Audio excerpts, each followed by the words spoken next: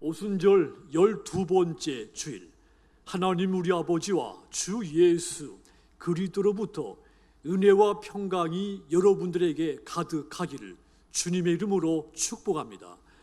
이번 주 8월 15일이 되면 79주년 광복절이 됩니다.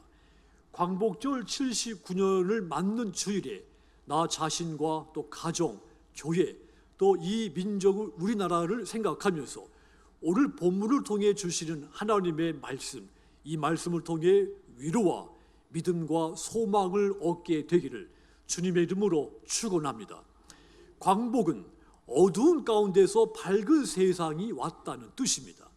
자, 우리나라가 36년간 일제의 강점기를 거친 불행한 역사를 가지고 있습니다.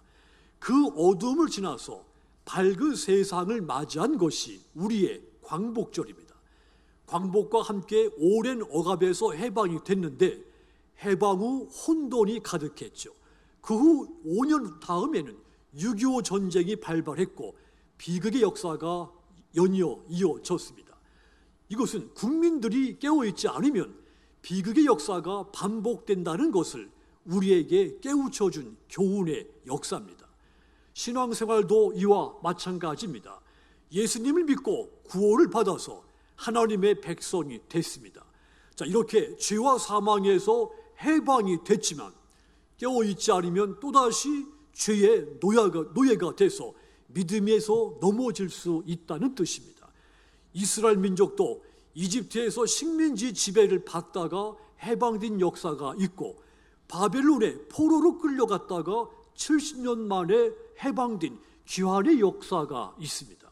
그들이 바벨론에서 해방되어 고국으로 돌아와서 가장 먼저 무너졌던 성전을 건축하기 위해 기초를 쌓았습니다.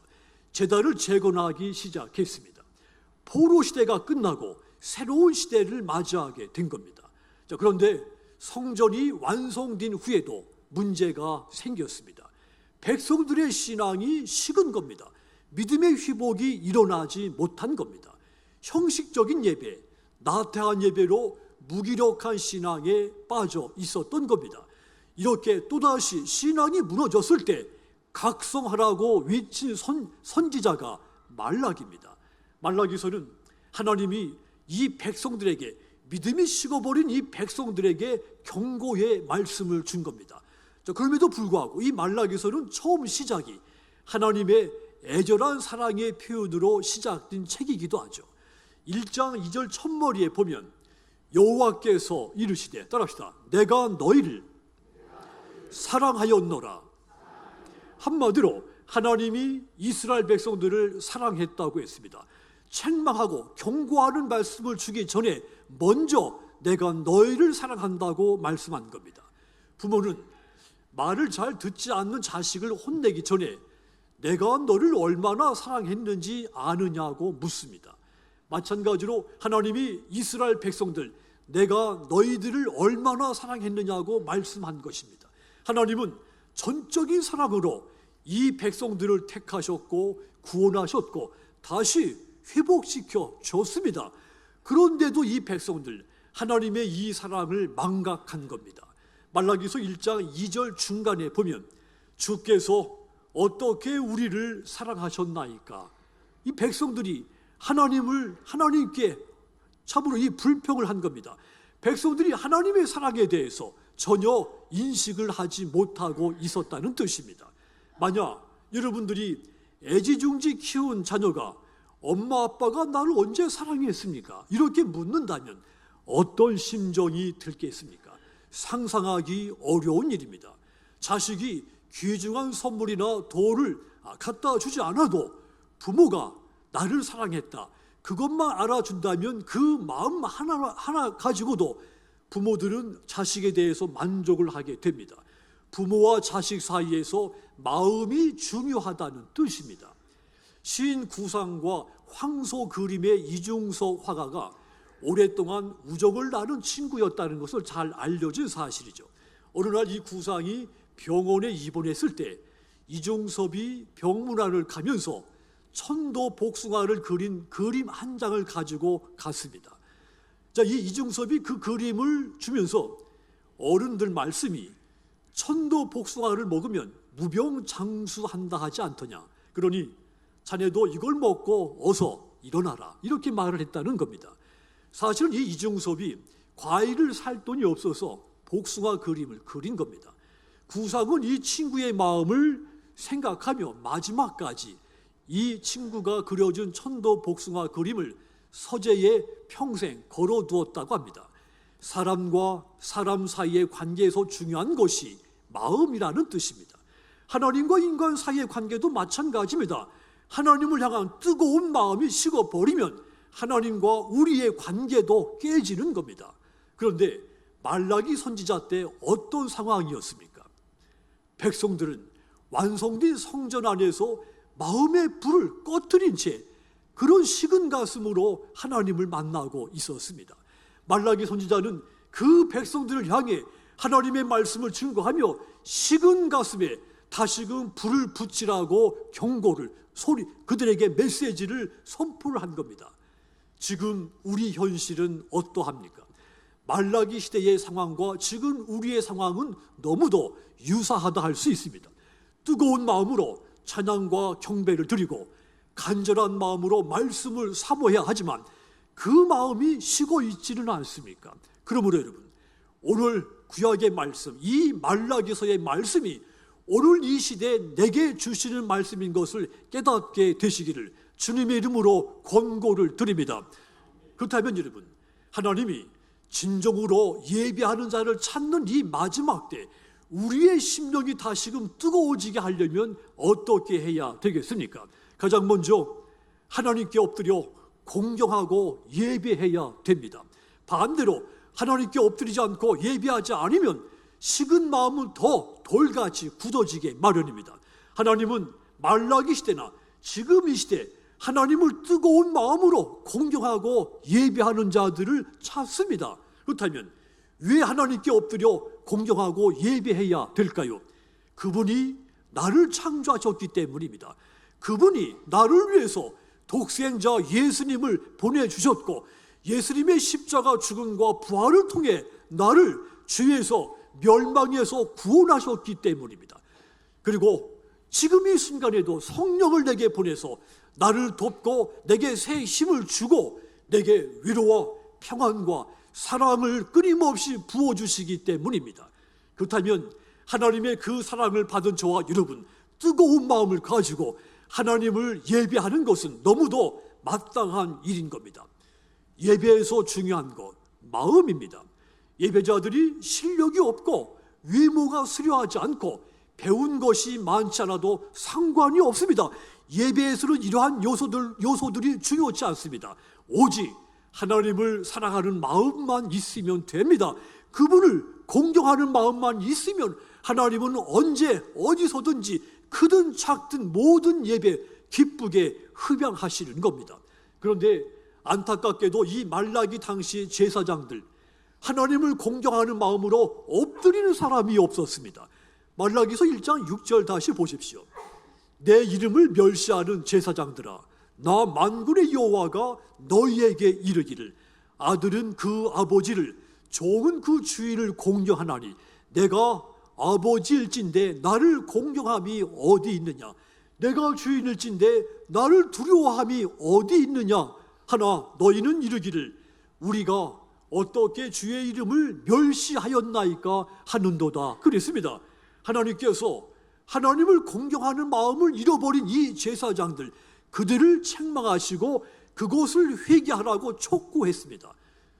제사장들은 원래 백성들에게 하나님을 공경하도록 가르치고 인도하는 사람들입니다. 그런데 하나님을 공경하라고 외치는 이 제사장들이 하나님을 마음에 두지도 않고 공경하지도 않으니까 누가, 어떤 사람들이 그들의 말을 듣고 하나님을 공경하고 예배하겠습니까? 이런 상황인데도 제사장들은 우리가 어떻게 주의 이름을 멸시하였나이까 대꾸했습니다. 제사장들 자신들의 문제가 무엇인지를 깨닫지 못한 겁니다. 제사하고 기도하는 등 우리는 할 일을 다 했는데 무엇이 문제라는 것입니다. 그들에게 하나님을 공경하는 마음이 식어버린 겁니다. 식어 그 깨달음조차도 잃어버리고 있었다는 뜻입니다. 그들은 겉으로 볼 때 늘 예배했습니다. 그런데 그 예배가 형식과 외식과 타성에 젖어 있었고 억지로 드리고 무엇보다도 마음이 없는, 성의가 없는 예배를 드렸던 겁니다. 그때 하나님께서 조목조목 책망하시는 내용이 7절과 8절입니다. 7절 보면 하나님의 제단에 더러운 떡을 드린다고 책망을 했습니다. 또 레위기서 22장 19절 22절 보면 제사에 관련된 규정된 법령이 있습니다. 거기에 보면 제물은 반드시 흠이 없는 수컷이어야 되며 눈이 먼 것이나 상한 것 등 한마디로 흠이 있으면 제물로 바칠 수 없다고 했습니다. 그런데 8절 보십시오. 당시 이 제사장들 눈먼 것, 저른 것, 병든 것을 제물로 바쳤습니다. 이것은 좋은 것을 구별해 바친 것이 아닙니다. 어차피 쓸모없는 것, 그것을 하나님께 바친 겁니다. 희생해야 할 이 제사장들이 희생이 없는 제물을 바친 겁니다. 그런데 여러분, 예배는 반드시 희생이 있어야 됩니다. 희생이 없으면 그것은 예배가 되지 못합니다. 그리고 희생에는 반드시 내 손실이 따르게 마련입니다. 몸과 마음이 아프기도 하며 불편하기도 한 것이 희생입니다. 내가 가장 귀하게 여기는 것을 포기해야 하는 것이 희생입니다. 그러므로 여러분, 저와 여러분들의 예배가 언제든지 내가 가장 귀하게 여기는 시간에 내가 가장 귀하게 구별된 물질을 드리는 그런 예배가 되기를 주님의 이름으로 축원합니다. 그런 예배를 드릴 때 하나님이 기쁘게 받으시며 하나님이 받으시는 예배가 드려졌을 때 우리의 심령이 다시금 불타오를 수가 있는 겁니다. 이스라엘 백성들 희생이 없는 제사를 드리면서도 9절 보니까 하나님 우리에게 은혜를 주십시오, 우리를 불쌍히 여겨 주십시오 하고 복을 달라고 빌었습니다. 그러면서 또 13절도 보면 번거롭다고도 불평까지 했습니다. 하나님의 일이 왜 이렇게 많은가? 하나님께 제사 드리는 것이 너무도 귀찮다는 것입니다.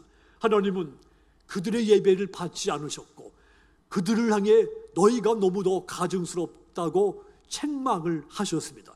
9절 다시 보십시오. 만군의 여호와가 이르노라 너희는 나 하나님께 은혜를 구하면서 우리를 불쌍히 여기소서 하여 보라 너희가 이같이 행하였으니 내가 너희 중 하나님들 받겠느냐 그랬습니다.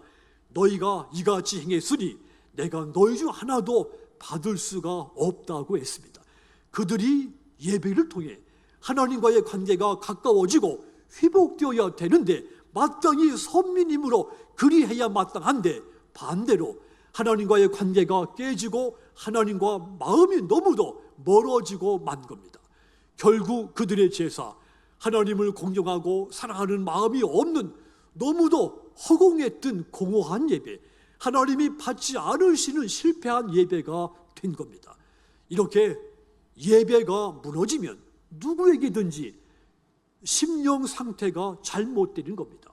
종교, 도덕, 정치가 흔들리게 되며 결국은 모든 삶이 부패하고 뒤틀리게 마련입니다. 우리 자신도 마찬가지입니다. 우리가 예배가 실패했을 때 하나님을 향한 마음이 식어진 마음이 회복되지 못했을 때 내 인생이 흔들리고 내 삶의 모든 것이 엉클어지기 시작하는 겁니다. 당시 이스라엘 백성들의 상태가 그와 같았습니다. 제사장부터 일반 백성들 이르기까지 모두 하나님을 공경하지 않고 예배에서 실패했기 때문에 그들의 정치와 종교와 그들의 이 모든 그 윤리적인 삶의 부패와 혼란이 찾아온 겁니다. 이럴 때 하나님과의 관계 회복시킬 예배가 절실히 필요한 겁니다. 그러면 모든 것이 순식간에 회복이 됩니다. 그러면 그들 인생 또한 승리할 수 있습니다. 그렇습니다. 하나님을 공경하는 마음이 없으면 가장 먼저 예배가 무너지고 그 다음 내 삶이 무너지는 겁니다. 그러나 예배가 회복되면 하나님을 향한 공경하는 마음의 예배가 회복되면 반대로 내 마음이 뜨거워지며 내 삶의 모든 것들이 회복되기 시작하는 겁니다.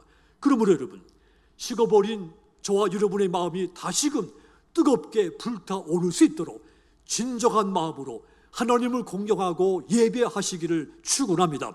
그리하여 뜨거워진 마음으로 하나님을 공경하고 예배하는 여러분들로 인해서 이 땅의 모든 곳에 하나님의 영광이 가득하게 되기를 주님의 이름으로 축복합니다.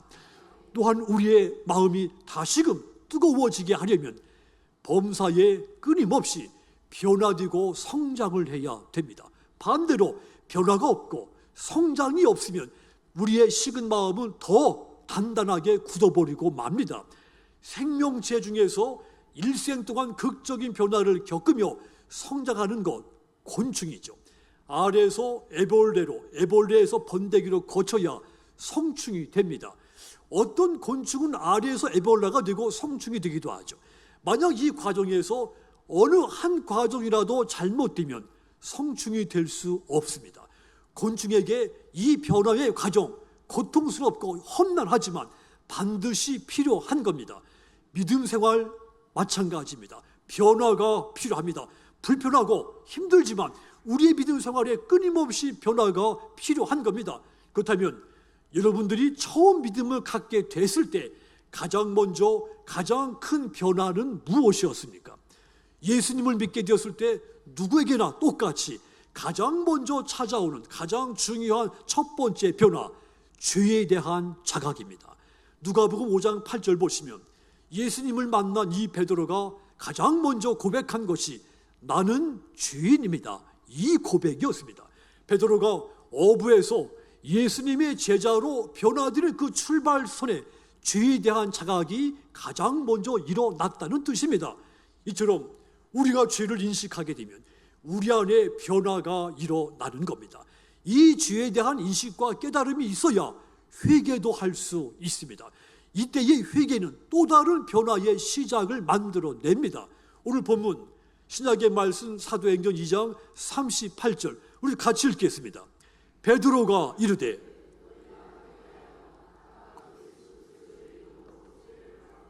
죄사함을 받으라.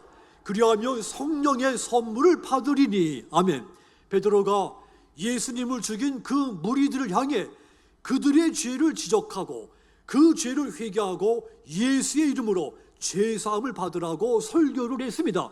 이 설교를 듣고 많은 무리들이 자신들의 죄를 회개하고 세례를 받고 성령을 선물로 받았습니다. 그렇습니다. 회개할 때 성령을 선물로 받고 식어버린 마음이 다시금 뜨거워지게 되는 겁니다. 그러므로 회개 없이는 성장도 변화도 성장도 없는 겁니다. 그런데 살다 보면 어느 순간 죄에 대해서 무감각해질 때가 찾아옵니다. 이렇게 죄를 죄로 인식하지 못하는 순간, 그 순간이 가장 우리에게는 위기의 순간이 되는 겁니다. 하나님을 향한 마음이 다시금 식기 시작하는 것이고 영적인 내 삶의 믿음의 성장이 다시 과거로 퇴보하는 순간이 되기 때문입니다. 말라기 시대에 이스라엘 백성들 자신들의 죄악이 무엇인지 깨닫지 못했습니다. 그래서 선지자들이 회개하라고 외치는데도 그 경고에 귀를 닫아버린 겁니다. 우리가 언제 하나님을 멸시했습니까? 오히려 불평을 했습니다.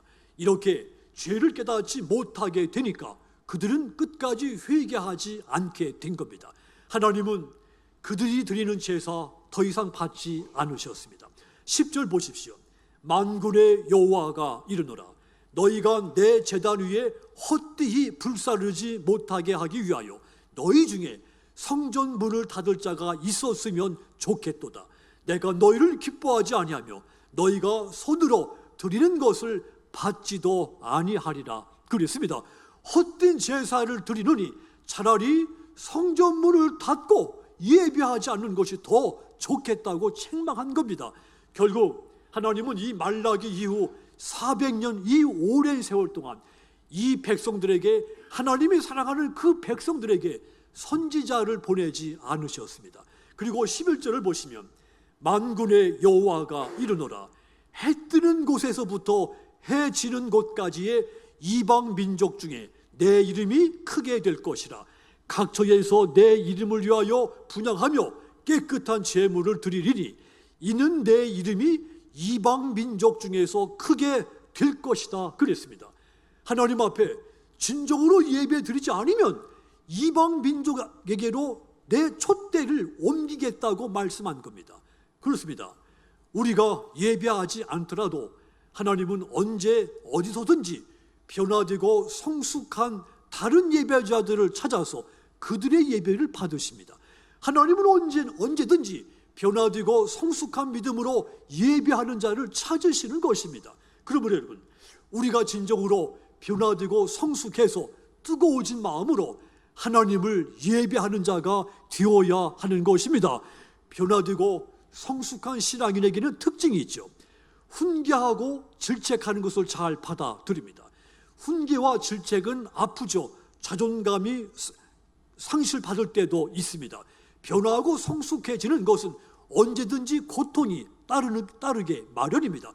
그리할지라도 하나님께서 쓰신 사람 모두 이 훈계와 질책을 잘 받아들여 변화되고 성숙한 사람들이었습니다. 그러므로 여러분, 하나님께서 여러분들을 어느 순간 말씀으로 책망하실 때 즉시 죄를 자백하고 회개의 자리로 나오시기를 부탁드립니다. 그리하여 날마다 변화되고 성장해서 그 뜨거워진 마음으로 하나님을 예배하는 자가 되시기를 바랍니다. 복음은 언제든지 이런 사람들을 통해 전파가 됐습니다. 그러므로 여러분, 하나님 앞에 끊임없이 변화되고 성장하십시오. 그 마음이 뜨거워지고 그 뜨거워진 심령으로 천하보다 더 귀중한 한 사람 한 사람 전도해서 그들이 예수 믿고 구원받게 만드시는 저와 여러분들이 다 되시기를 주님의 이름으로 축복합니다. 사랑하는 성도 여러분, 말라기 시대와 지금 우리의 시대, 시간적으로 2500년이라고 하는 긴 시간의 차이가 있습니다. 자, 그런데 공통점이 있습니다. 하나님을 향한 마음이 식었다고 하는 점입니다. 이제 식어버린 우리의 마음 다시금 뜨겁게 불태워야 됩니다. 꺼져가는 장작불 다시 활활 타오르게 하려면 산소를 계속 공급해 줘야 되며 장작을 계속해서 넣어줘야 됩니다. 이처럼 우리의 믿음이 다시 뜨겁게 타오를 수 있도록 하나님을 공경하는 마음으로 예배가 지속되시고 계속해서 끊임없이 영적으로 신앙적으로 변화하고 성장하시도록 부탁드립니다. 저와 여러분들이 하나님을 향한 이 마음이 다시금 뜨거워지게 해서 이 두 가지를 잠시 더 잊지 않기를 주님의 이름으로 부탁을 드립니다. 그래서 심령이 뜨거워진 여러분들을 통해 광복된 이 땅, 해방의 땅인 이 땅의 모든 곳곳에 백성들이 예수 믿고 구원받는 날이 속히 임하게 되기를 주님의 이름으로 축복합니다.